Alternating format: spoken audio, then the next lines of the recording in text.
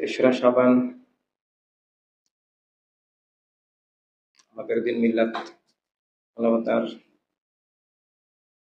ইতিহাসে এক আল্লাহ হাবিব সাল্লাল্লাহু আলাইহি ওয়াসাল্লামের শেষ রহমতের দিন, মহানূরের শুভাগমন দিবস, যাকে ছাড়া ইসলাম চিরতরে বিলুপ্ত হয়ে যেত, যাকে ছাড়া কিয়ামত পর্যন্ত সব মানুষ অন্ধ হয়ে যেত, যাকে ছাড়া কলেমা উচ্চারণ থাকলেও কলেমা হারিয়ে যেত, কোরআনে পাক উচ্চারণ থাকলেও কোরআনে পাক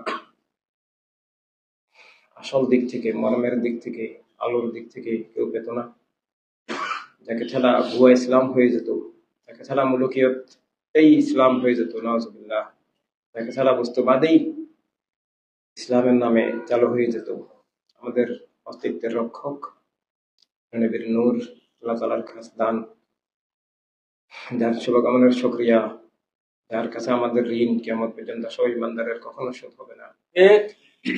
ইমাম আকবর সাইয়েদনা ইমাম হুসাইন আলাইহিস সালাম,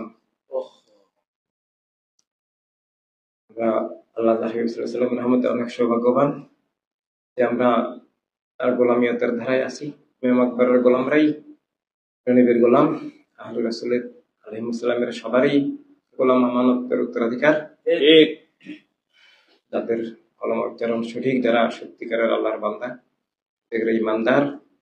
ইমাম আকবরের নূর ছাড়া কোনো ইসলাম নাই, কোনো আহলে সুন্নাত জামাত নাই, ইমানি অস্তিত্ব নাই, এমনকি সমগ্র মানব মণ্ডলীর মুক্তির আলো, অস্তিত্ব রক্ষার আলো ইমাম আকবর রাদিয়াল্লাহু তাআলা আলাইহিস সালাম।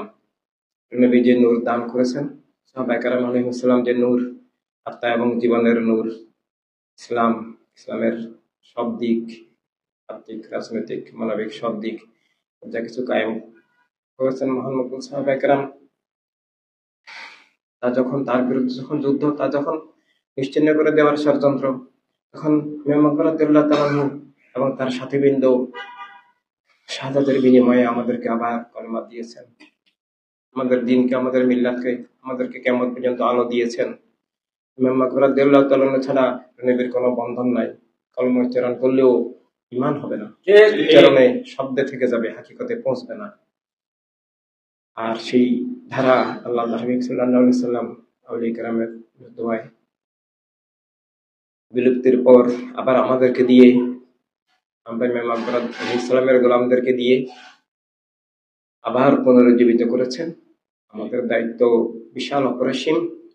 শাহাদাতে কারবালার রক্তের আমানত আমাদের উপর, আমরা সেই আমানতে আমাদের জীবন, এটা আমাদেরকে মনে রাখতে হবে, আমাদেরকে বুঝতে হবে, যে কোনো মূল্যে আরেকবার সব বাতিলকে পরাজিত করে, সব বাতিলকে উৎখাত করে, সব বাতিল থেকে সব মানুষের আত্মা, জীবন এবং দুনিয়াকে, দিনকে আবার মুক্ত এবং পুনরুজ্জীবিত করতে হবে আমাদেরকে। এই জন্য আমাদের জীবন আর শুভাগমন দিবস পালনেরও সার্থকতা সেখানেই যে আমরা যদি ইমাম আকবর আলাইহিস সালামের গোলামিয়তের সৈনিক, তার শাহাদাতের আমানত, খেলাফতে ইনসানিয়াতের উত্তরাধিকার হিসাবে আবার কলেমার আত্মা জীবন জগৎ করতে পারি।